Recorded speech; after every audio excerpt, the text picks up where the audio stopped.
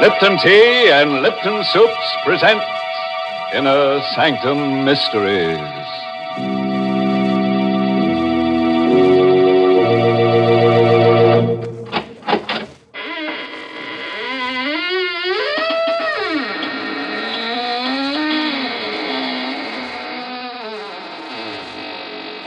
Good evening, friends of the Inner Sanctum.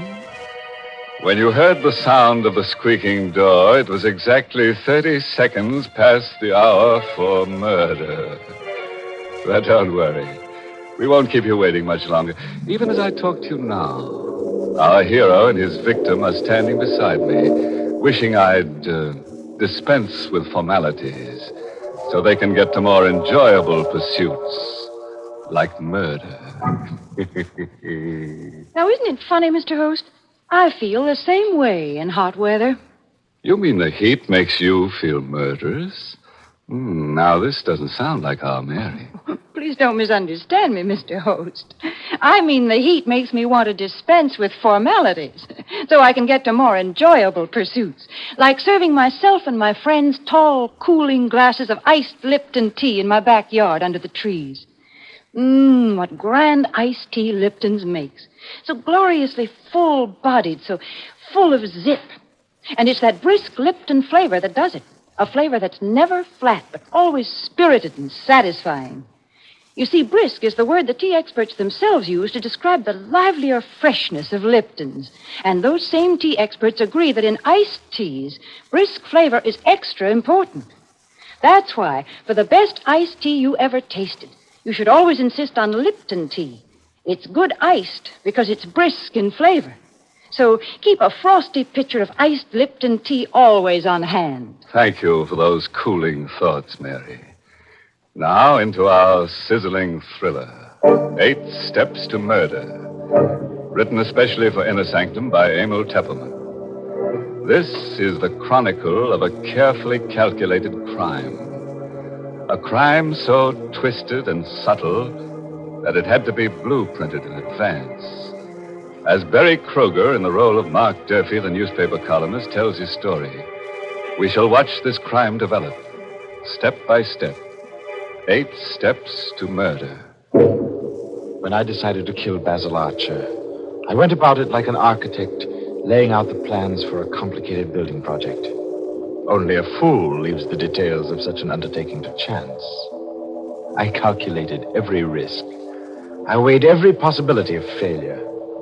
I blueprinted each of the 8 necessary steps I had to take. My first step was to get a suitable weapon. I went on Monday morning to the office of a pawnbroker I knew on 48th Street. Good morning, my friend. How are you, Mr. Krug? Come in, Mr. Duffy. Thank you. You know what I want? Indeed, yes. I have it here, exactly what you need. It's fully loaded. You can spin the barrel and see for yourself. Mm-hmm. It's a nice revolver. Looks a little awkward. Well, you said you wanted it with a silencer attached. Yes. How much for this, Mr. Krug? $250. What? That is the price, Mr. Duffy. You know, it's against the law to sell these. Well, yes, but $250. You will pay it, Mr. Duffy. Well, all right.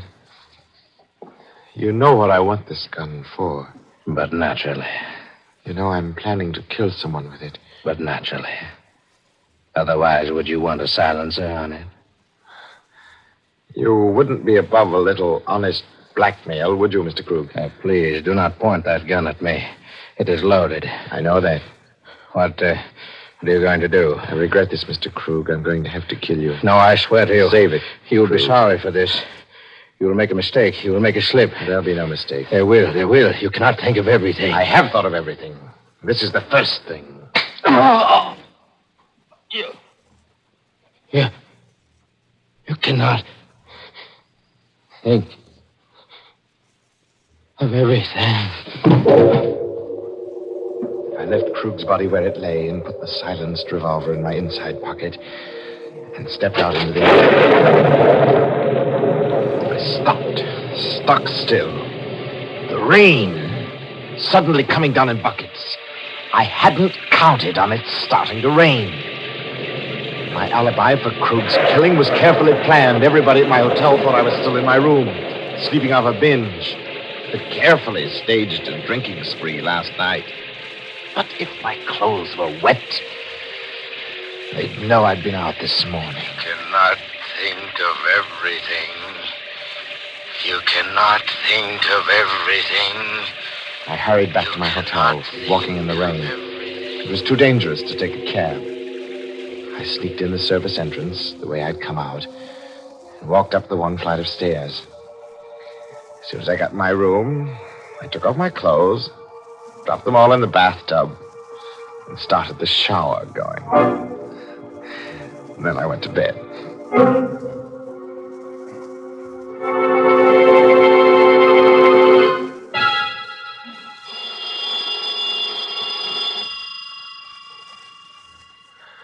About noontime, when the phone rang, I knew it was the clerk downstairs calling because I'd left a call for 12. I let the phone ring.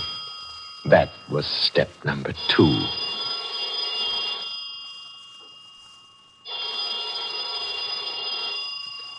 A few minutes later, just as I expected, Ryan, the house detective, let himself into the room with his pass key. I pretended to be asleep, dead to the world. All the cockeyed shenanigans. Boy, what a load he must have taken on last night. I heard Ryan go into the bathroom where the shower was still running, and then come out, muttering, and approach the bed. Wake up, Mr. Duffy. What? Oh, my head. Oh, you must have been as high as a kite last night. Oh. You undressed in the shower. Left all your clothes in the bathtub. They're soaking wet. I was safe. My tracks were completely covered. This was Monday afternoon. According to my schedule, Basil Archer was to die on Friday evening at 10 o'clock sharp. I was now free to take step 3 in my blueprint for murder. For this purpose, I went to Basil Archer's office. He was a theatrical producer, you see. His office was upstairs over the famous old fantasy theater, where Archer's new play was to open on Friday evening. As I opened the door of Basil Archer's office, I was quite cool. I'd rehearsed myself well. Basil was seated at his desk talking to Gregory Sutherland, the young and handsome author of the new play. Hello there, Mark. Glad to see you. Hi, Basil. Just dropped in to get a line on the new play. You know Greg Sutherland, the author? Sure. Greg, this is Mark Durfee. We've met. I tell you, Mark, Storm Over the Highlands is going to be the biggest hit of the season. Greg's written a fine play. Oh, I'm glad to hear that, Basil. Ought to go over big, especially with your wife doing the lead. Nina's a great actress. Confidentially, that's one of the reasons why I'm doing Storm Over the Highlands. It's just suited for Nina. Nina will be wonderful. Well, I guess she likes working with you, Mr. Sutherland. It's always a good idea for the author and the star of a play to work together. Oh? Have you and Nina been working together, Greg? Well, yes, Mr. Archer. We sort of thought if we could exchange ideas. I never saw two people put their heart and soul into a job like Nina and Sutherland here. They spend every minute they can together. Now, look here, Durfee, I don't like the way you said that. Oh, I'm sorry, Sutherland. You know I didn't mean anything. It's only what people are saying, seeing you both together so much. What's this all about, Mark? This is the first I've heard of anything. Oh, forget it, Basil. Oh, by the way, here's a package. I want to give it to Nina on opening night. I wonder if you put it in your safe for me till Friday. Why, sure, if you want me to. I'll put it here, on the bottom shelf, next to the payroll money. Come in Friday evening during the first intermission, and I'll get it out for you. Fine. Are those all packages of money on the bottom shelf? Yes, over 100,000 in there. Receipts from my other shows. Here you are, Mark. All safely locked up. What kind of a present is it? I'd rather keep that a secret till Friday.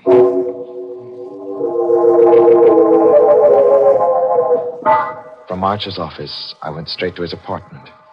I knew Nina would be home. And it was important that I talk to her now. Hello, Mark. I've been wondering if you'd come today. Well, I told you I would, Nina. I've waited so long. Darling. Oh, Mark, how long will it be now? How much longer? Only till Friday, darling. After Friday, you'll be free of him forever. And then you and I... There's work to do first. This is only the 4th step. There are 4 more to go. Everything's working according to schedule. The next step is up to you. What must I do, Mark? Oh, I've started the ball rolling. Basil's beginning to worry about you and Sutherland. He's got to be encouraged to suspect as much as possible. You've got to be seen around with Sutherland as frequently as you can. Oh, that'll be easy. Sutherland's hardly more than a kid. He worships the ground I walk on. But I'd rather be with you, darling. There's 5 days more, Nina. And then we can be together. Always.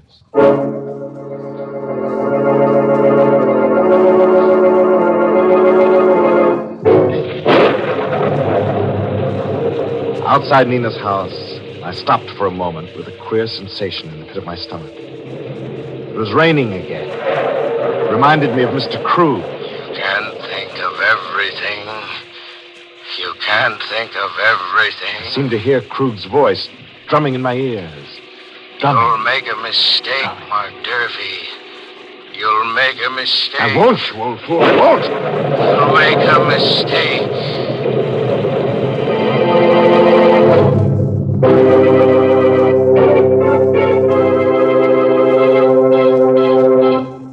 Oh, poor Krug. You know, a pawnbroker's life is not an easy one, and Krug took such an interest in his business. And he never suspected Mark Durfee. In fact, he probably liked him for his redeeming qualities. Well, come to think of it, Krug was pretty lucky at that. Mark didn't steal anything from the store but the gun, so Krug lost practically nothing but his life. You know, Mark's story gives me an idea. I'd like to draw up a blueprint myself. Yes, Mary, another blueprint for murder. Oh, now, Mr. Host. I'd call mine a blueprint for summer refreshment. And I'd like to do it in sound. First, I'd start with the creak of porch rockers on shaded summer streets and the murmur of backyard gardeners in the lilac dust. And with the teensters home from school, there'd have to be some sweet swing music, of course. And just to make my blueprint of summer sounds complete, you'd hear the tinkle of ice in tall, cool glasses. Glasses of refreshing iced Lipton tea. Yes, iced Lipton tea just goes with summertime fun and enjoyment. Lipton's has such a wide-awake flavor. The whole family will love it.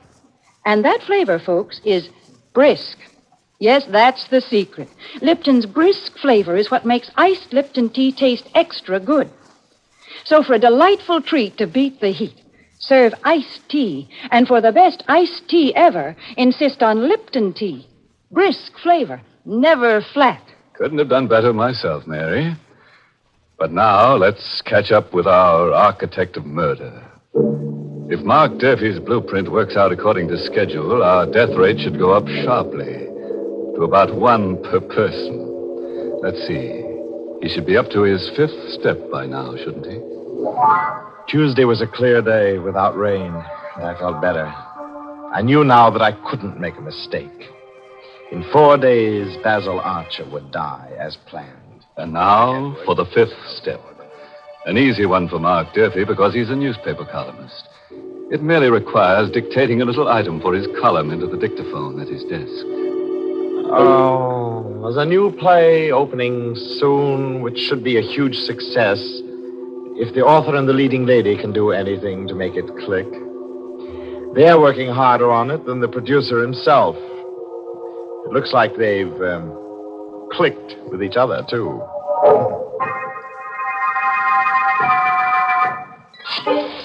And now, the 6th step. 8 steps to murder, and this is number 6. Just a couple of telephone calls to set the 6th step in motion.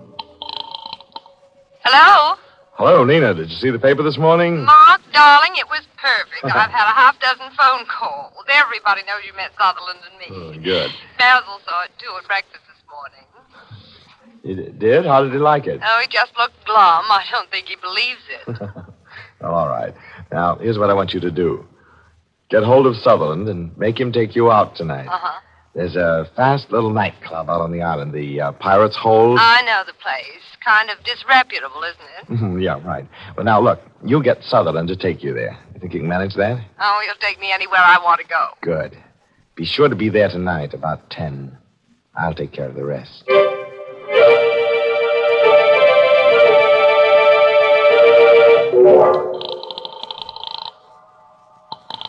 Basil Archer speaking. Oh, hello, Basil. How are you? Mark Durfee. Now, look here, Now, Mark. look, wait. Take it easy, Basil. I know you want to bawl me out about that piece in the column. I thought you were a friend of mine. Oh, look, Basil, that's why I printed that piece. I don't like what's going on. Just what do you mean?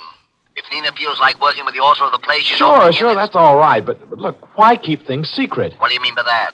Well, you ask Sutherland if he has any plans for tonight. I know what plans he has for tonight. He's going to stay home and work on some lines in the last scene. Oh, is that so? What are you hinting at, Mark? I'm hinting that you take a run out to the Pirate's Hold. You know where it is? Out on the island? And you'll see how hard Sutherland will be working on the last scene.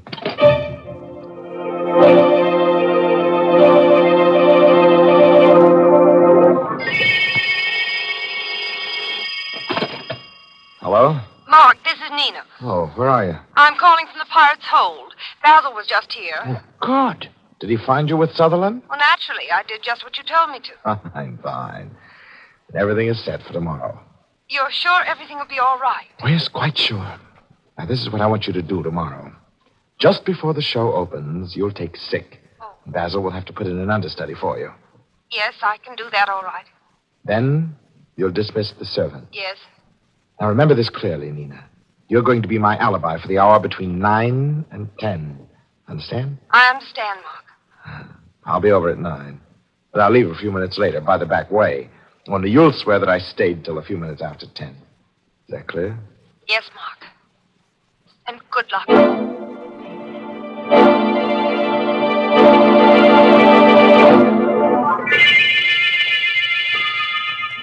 When I rang the doorbell of Nina's apartment Friday night, I knew that every step I'd taken thus far had been right. I couldn't fail. Mark, I was afraid you weren't coming. I was afraid something had gone wrong. Nothing's gone wrong. You sent the servants away? Yes, they're all gone. I'm alone. I can swear you were here till after 10. Good. How are you going to kill him? With this. A gun. What's that bulky-looking thing on it on the muzzle? That's a silencer, Nina. Oh. Well, you better hurry, darling. You haven't much time. There's one thing more that I've got to do here before I go.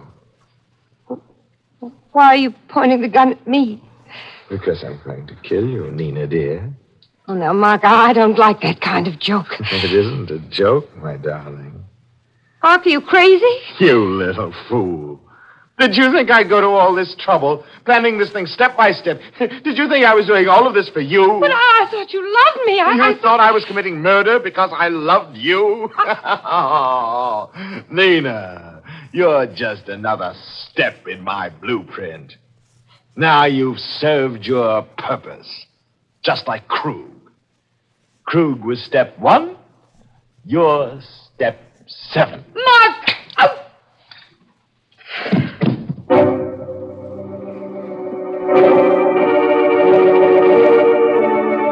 I made sure Nina was dead, and then I hurried out and went to Basil Archer's office.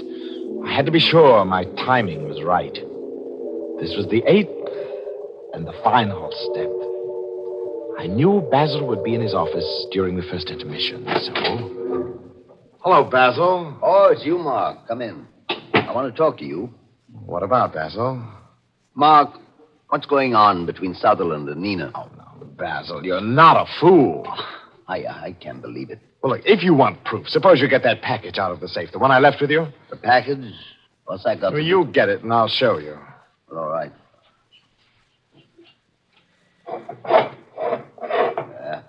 Well, here's your package.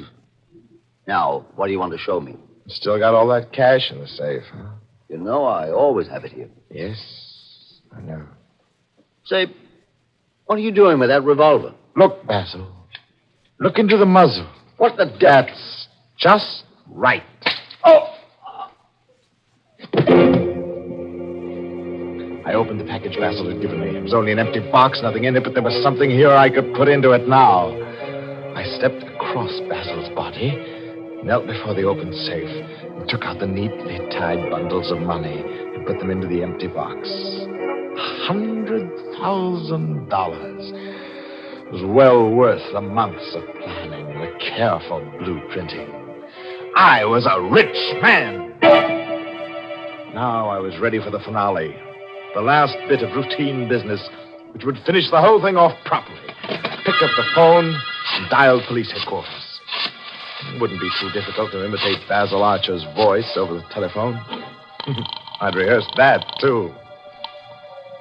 Yes, headquarters. Hello. This is Basil Archer speaking. I've just killed my wife. What's that? My wife and Sutherland, they were planning to run away together. They stole all the money from my safe, and we're going away.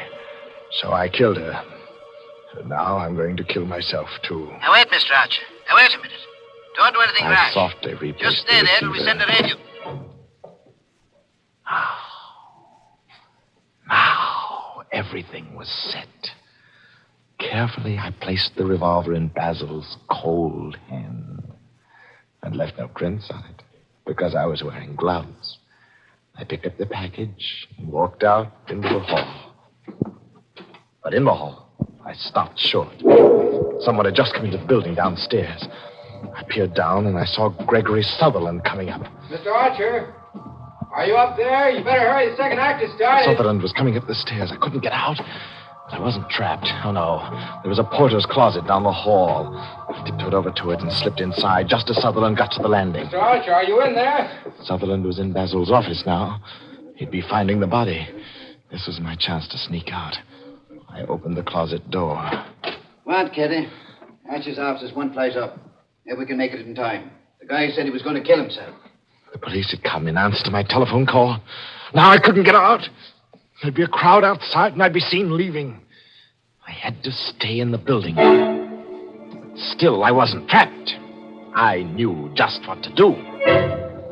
Instead of leaving the building, I would walk out of the closet and into Basil's office right after the police.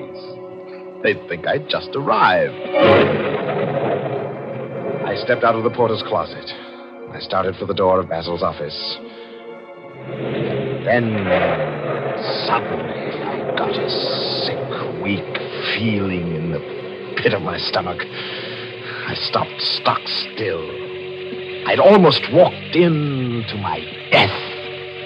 It was raining outside. Suppose I'd walked in there with my clothes all dry, claiming that I'd just come in from the street. They'd know that I'd been hiding in the building all the time. The rain, that rain, it almost tricked me again. You can't think of everything. You'll make a mistake.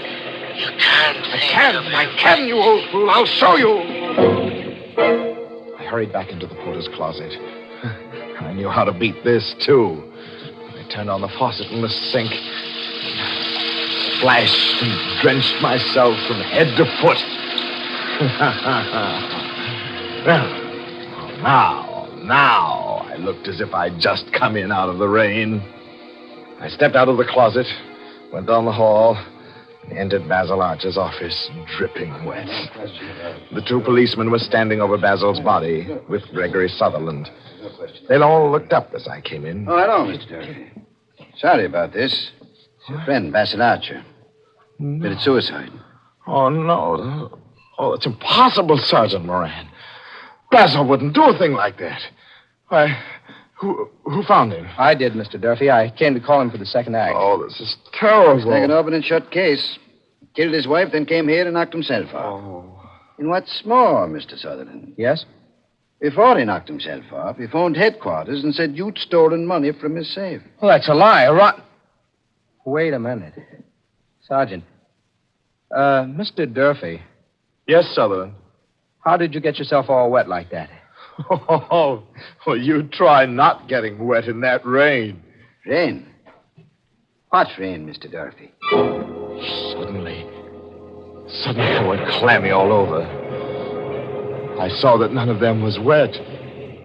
Their clothes were all dry. But how could that be? They'd just come in out of the rain. What rain, Mr. Dorsey? Well, you can hear it, can't you? It's pouring rain.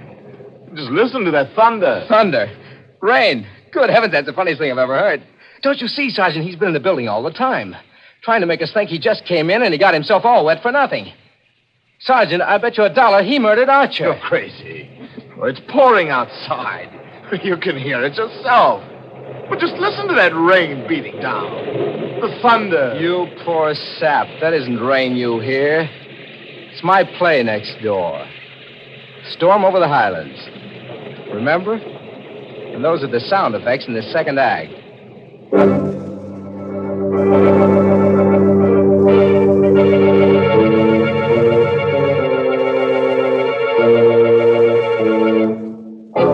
So, it looks like Mark Durfee was all wet.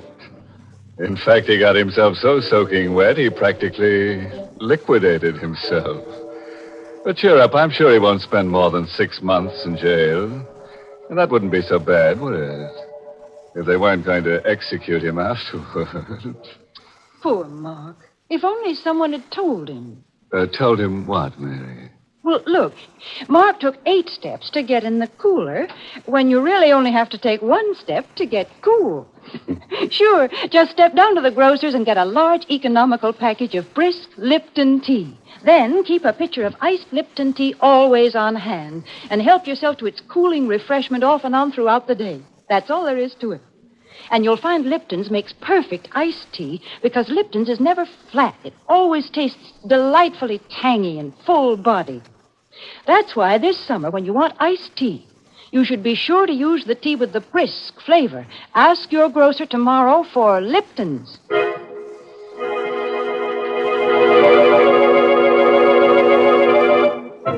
And so ends our little essay on the modern methods of murder. Of course, our little essays on murder are only for the select few. As a matter of fact, only 1 person in every 10,000 is capable of murder. Mm-hmm. And speaking of statistics, due to our high birth rate, the population of this country is increasing faster than inner sanctum can kill 'em. Very discouraging. Very discouraging indeed. Oh, by the way, this month's Inner Sanctum Mystery novel is The Panic Stricken by Mitchell Wilson. And next week, the makers of Lipton Tea and Lipton Soups will bring you another Inner Sanctum story directed by Himan Brown and called Bury Me Not. Now, there's a plot for you. A plot right in the graveyard. Trouble is, the rains come and uncover it. What becomes of the body? Well, now, that's anybody's guess. But come around next week. We'll be right at the graveside, and we'd like to have you drop in. Until then, good night. Pleasant dreams.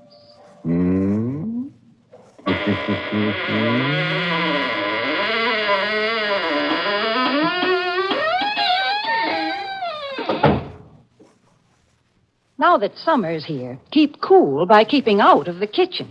Serve Lipton's noodle soup. It's quick and easy to prepare and gives you a delicious soup in a jiffy with so much less work and trouble. It's the perfect hot dish to serve with cool summertime suppers because Lipton's is luscious noodle soup with real old-time chickeny flavor. Besides, Lipton's noodle soup mix costs less and makes lots more than the usual canned soup. Ask for it tomorrow, Lipton's Noodle Soup. And tune in next week for another Inner Sanctum Mystery. This is CBS, the Columbia Broadcasting System.